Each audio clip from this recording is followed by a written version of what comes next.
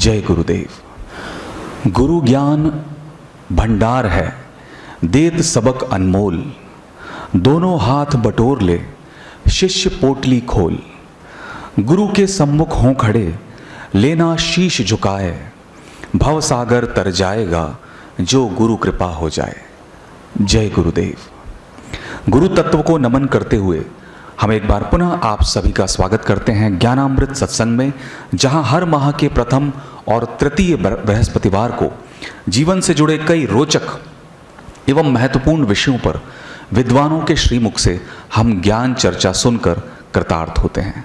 तो आइए, आज के ज्ञानामृत सत्संग का विषय है गुरु भक्ति संपूर्ण जीवन का एक उत्सव। और इस विषय पर अपने वक्तव्य से हमें अनुग्रहित करने जो व्यक्तित्व हमारे साथ हैं, उनके जीवन का एकमात्र लक्ष्य रहा गुरु आज्ञा अविचारणीय, और गुरु के मुख से निकले हुए शब्दों का अक्षरशः पालन करना जिनके जीवन का एकमात्र उद्देश्य और लक्ष्य रहा। मैं बहुत आदर और सम्मान से स्वागत करता हूं वक्तव्य के लिए वेद विद्या मार्तंड और पूज्य महर्षि जी के परम तपोनिष्ठ शिष्य माननीय अध्यक्ष महर्षि विद्या मंदिर विद्यालय समूह आदरणीय ब्रह्मचारी डॉक्टर गिरीश जी को कृपा पूर्वक अपने उद्बोधन से हम सभी को अनुग्रहित करें। इस विषय पर आदरणीय ब्रह्मचारी डॉक्टर गिरीश जी। जय गुरुदेव, जय महर्षि। श्री गुरु पूर्णिमा का दिवस जब हम अपने गुरुदेव भगवान का पूजन करते हैं, वैदिक गुरु परंपरा का पूजन करते हैं, लेकिन सत्यता ये है कि हमारे लिए तो नित्य गुरु पूर्णिमा है, क्योंकि हम तो नित्य दिन का प्रारंभ ही गुरु पूजन से करते हैं। जो कुछ दिन भर का कार्यक्रम होता है वो उनके श्री चरणों में अर्पित कर देते हैं, प्रार्थना कर देते हैं कि आज ये करने वाले हैं। और फिर जब कार्य हो जाता है तब फिर जय गुरुदेव कर लेते हैं, और कार्य होने के पहले भी जय गुरुदेव कर लेते हैं। और शाम को जब पूरा दिन पूर्ण हो जाता है तो शयन के पहले भी जो है वो गुरुदेव का स्मरण करके जो कुछ उस दिन में कार्य संपन्न होते हैं उसकी एक रिपोर्ट अपने गुरुदेव को दे देते हैं, महर्षि जी को दे देते हैं, बता देते हैं इतने कार्य जो है वो करने थे, इतने हो गए और इतने नहीं हुए। तो उससे क्या होता है, एक बहुत संतोष होता है मन में कि अब इनको सब पता है, अब जो कुछ करना है इनको करना है, हमको नहीं करना। हमको तो इन्होंने माध्यम बना दिया करने के लिए, तो जब जैसा हमसे बन पड़ेगा वैसा हम तो पूर्ण प्रयत्न करेंगे, करना ही करना है, क्योंकि वो संकल्प है। और संकल्प क्या है, हम सब का एक संकल्प है। वो संकल्प है कि हमारी वैदिक गुरु परंपरा का संकल्प, हमारे गुरुदेव का संकल्प, हमारे महर्षि जी का संकल्प, वो हम पूर्ण होते अपने जीवन काल में देखें। और जैसे भगवान ने जब गोवर्धन पर्वत को उठाया तो तमाम ग्वाल बालों ने, किसी ने अपनी डंडी, किसी ने अपनी उंगली, किसी ने ये उंगली, सब लगा दी। तो इसी तरह से कार्य तो करने वाले वो हैं, उनकी क्षमता है। हम लोग तो केवल चुंगली को ऊपर लगा देने वाले हैं और हम समझते हैं ये हमने किया, ये हमने किया, ये हमने किया। हम करते वर्ते नहीं हैं। हमारा तो जो सिद्धि है वो इतनी ही सिद्धि है कि अपने संकल्प को रिपीट करते रहें, अपनी उस भावातीत चेतना में स्थित हो करके, उस आत्म चेतना में स्थित हो करके कि हमारे गुरुदेव के संकल्प जो हैं वो पूर्ण होते जाएं। ये अपना कार्य है। वृंदाना जी एक भजन गाया उन्होंने, वो क्या था? गुरु की महिमा कोई न जाने, ना कोई पंडित ना सयाने, गुरु की महिमा कोई नहीं जानता। तो जैसे ये भजन सुना तो हमको एक तरह का बहुत आनंद सा आया और हम हंसे सुन करके। किसी भक्त ने अपने भाववश ये शब्द लिख दिए होंगे कि गुरु की महिमा को कोई नहीं जानता, लेकिन वास्तविकता क्या है? क्या हम अपने गुरु की महिमा को नहीं जानते? संपूर्ण भारतवर्ष में, संपूर्ण विश्व में जो भारतीय हैं, सारे आश्रमों में, सारे गुरुजनों के आश्रमों में, मठों में, मंदिरों में, वेद विज्ञान के केंद्रों में, योग केंद्रों में, ध्यान केंद्रों में आज गुरु की महिमा का ज्ञान हो रहा है। तो अगर हमको गुरु की महिमा का ज्ञान नहीं होता तो ये काहे को करते अपने लोग? तो अपने निंदा नहीं करते, लेकिन अपने समझने के लिए ये बात करते हैं कि गुरु की महिमा तो सब जानते ही जानते हैं, तभी तो उनसे जुड़ जाते हैं, उनके चरणों में नतमस्तक हो जाते हैं, नित्य उनकी प्रार्थना करते हैं, नित्य उनसे अनुरोध करते हैं। क्या करते हैं कि जो उनके संकल्प हैं और आगे जन कल्याण के लिए पूर्ण होने हैं, उसको हमको शक्ति दें, बुद्धि दें, भक्ति दें, ज्ञान दें, जिससे कि हम पूर्ण कर सकें। ये अपने लोगों का काम है।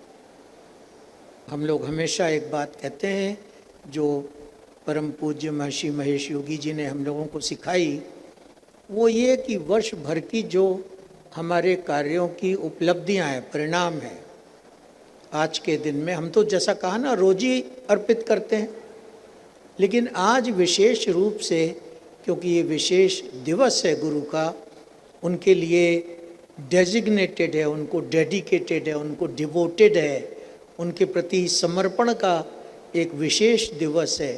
तो उनके श्री चरणों में अपने इसको अर्पित करते हैं। किसको? सारी उपलब्धियों को। और कहते क्या हैं? तो दीये वस्तु गोविंद तुभ्यमेव समर्पये। ये सारी जो उपलब्धियां हुई, ये गुरुदेव हमारी उपलब्धि नहीं है, ये आपकी ही उपलब्धियां हैं, इसलिए आपकी उपलब्धियों को आपके ही श्री चरणों में वापस समर्पित करते हैं, अर्पित करते हैं। इस स्वास्थ्य की जानकारी में एक चीज़ जो थोड़ी सी और रह गई, वो भी आपको बताना चाहते हैं। स्वास्थ्य केवल एक कोई मॉडर्न मेडिसिन से या आयुर्वेद से या होम्योपैथी से या नेचुरोपैथी से या कोई और पैथी एक चीज़ से ठीक नहीं होता है। स्वास्थ्य पूर्ण जो होता है वो होता है, उसको महर्षि जी ने नाम दिया वैदिक स्वास्थ्य विधान, वैदिक अप्रोच टू हेल्थ। तो वैदिक स्वास्थ्य विधान में बहुत सारी चीज़ें हैं और लोग इसके विषय में कोई ज्ञान नहीं रखते हैं। तो वैद्य जी की जो सेकंड वॉल्यूम आ रही है ओजस्वी की, उसमें इन सब बातों का उल्लेख होगा जो हमको समझने को, सीखने को मिलेंगी। लेकिन जब चिकित्सा की बात आती है तो 2, 3, 4 और चिकित्साएं भी उपलब्ध हैं। इसमें एक को हम लोग कहते हैं म्यूज़िक थेरेपी, संगीत चिकित्सा। इस पे हम लोग पिछले 40 वर्ष से हो गया अधिक, तब से काम कर रहे हैं। बहुत अच्छे अच्छे विश्व के और भारत के विशेषज्ञों के साथ इस पे काम किया, बहुत चीज़ें सीखने को मिली। ये म्यूज़िक थेरेपी केवल म्यूज़िक थेरेपी नहीं है, इसमें वेद की बहुत सारी विधाएं सम्मिलित हैं। इसमें ज्योतिष भी है, म्यूजिक माने गंधर्व वेद भी है, स्थापत्य वेद भी है, आयुर्वेद भी है, बहुत सारी विधाएं इसमें हैं। और आपको जानकर के प्रसन्नता होगी कि इस म्यूज़िक थेरेपी से चिकित्सा के क्षेत्र में बहुत ही शीघ्रता से हम लोग कार्य कर रहे हैं और हो सकता है 1 माह में या 2 माह में या 3 माह में इसको अभी कंसोलिडेट कर रहे हैं, इसको पक्का कर रहे हैं।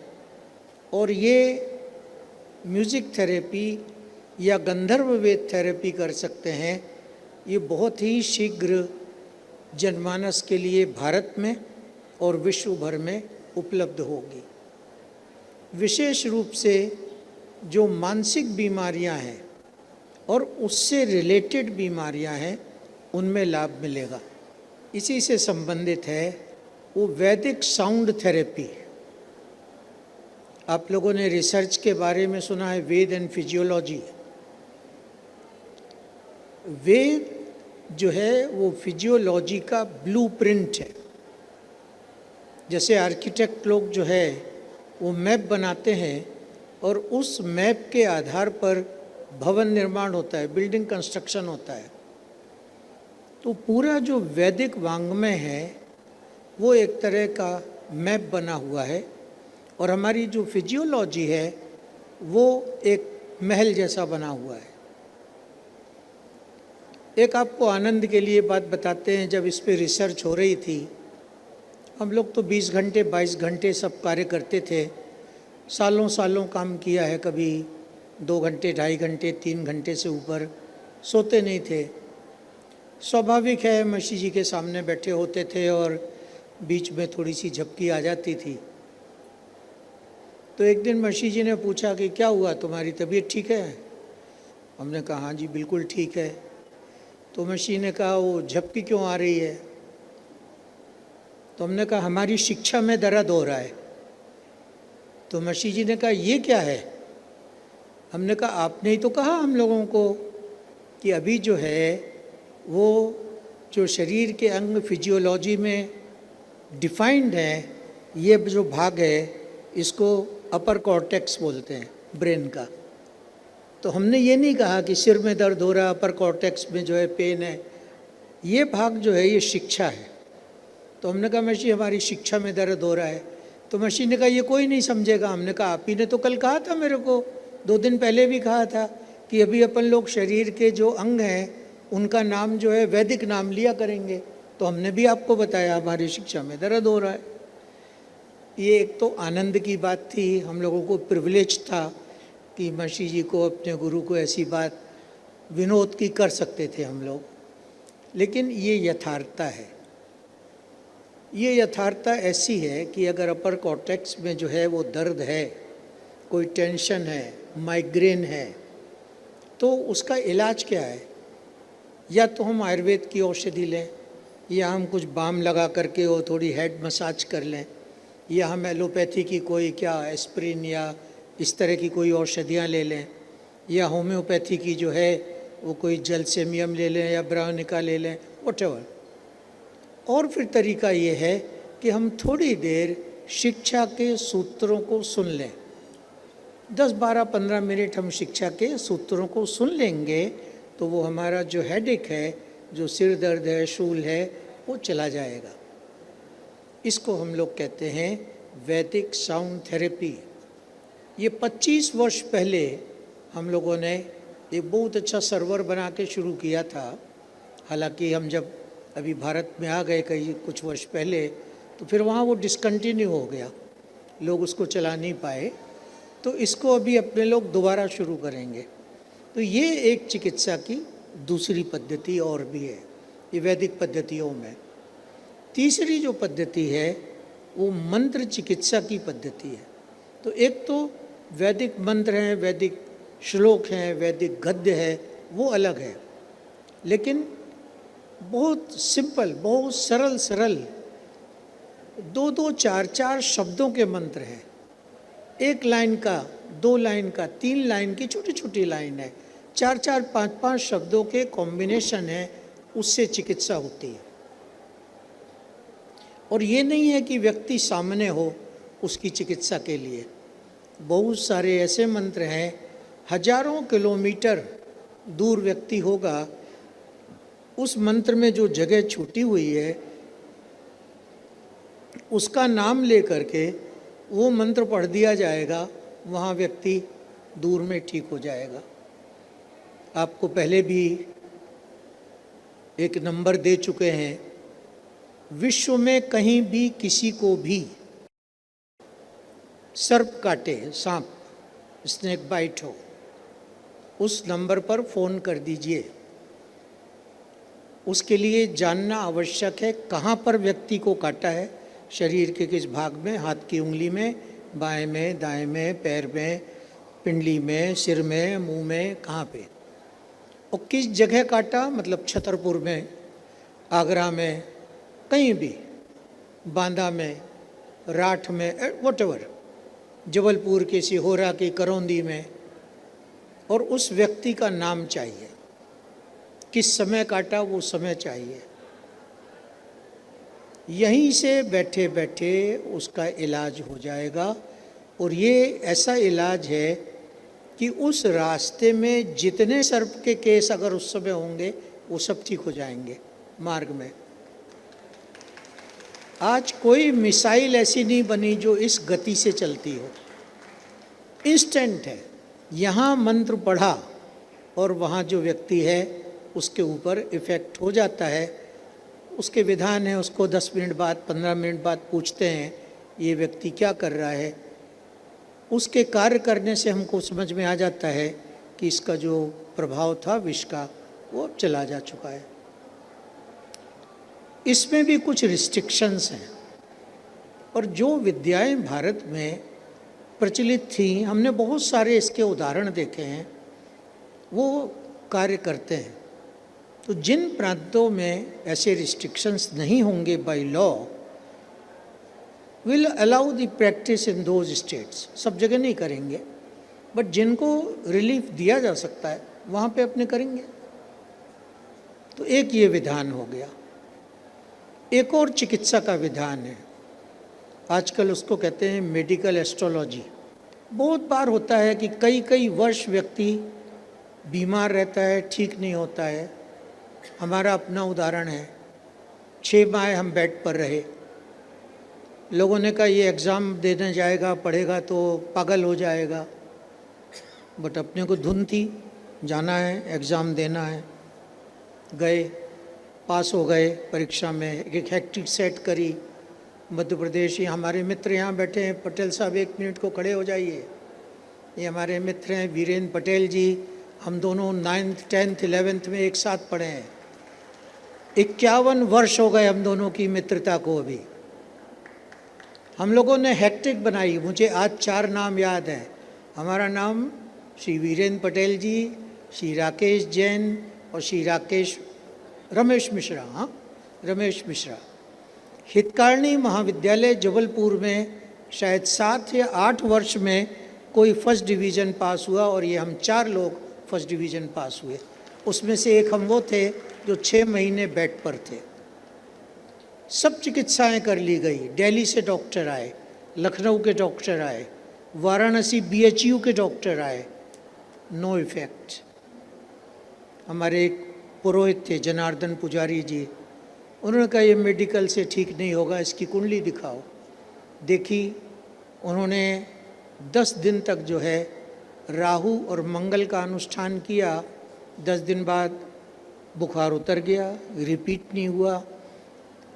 हम बहुत बहुत हृदय से उन शिक्षकों का धन्यवाद करते हैं, विश करते हैं कि आज के भी शिक्षक सब ऐसे हों। हमारे फिजिक्स के शिक्षक थे, पटेल साहब जानते हैं, KN विश्वकर्मा जी, अब नहीं हैं इस विश्व में। हमारे बॉटनी जूलॉजी के शिक्षक वीरेंद्र कुमार अवस्थी जी, विजय कुमार अवस्थी जी।